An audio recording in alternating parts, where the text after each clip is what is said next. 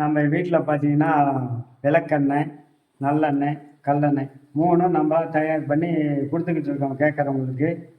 அது எப்படி கொடுக்குறோம்னு சொன்னால், இது மாதிரி எண்ணெய் தான், எண்ணெய் பாட்டிலு எப்பொழுதும் வந்து நமக்கு பார்சல் வரும், இப்படி தான் வரும், கொஞ்சம் கம்மியாக வரும்.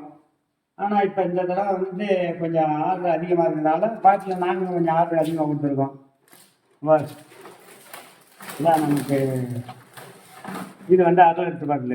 இது 1/2 லிட்டர் 1 லிட்டர் எல்லாமே இதில் இருக்குது. இது பாட்டில் மட்டும் இந்த மாதிரி தனியாக வந்துடும்.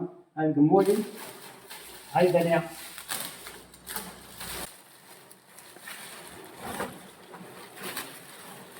இதுதான் நம்ம வீட்டில் இருக்கிற 1/2 லிட்டர் டப்பா.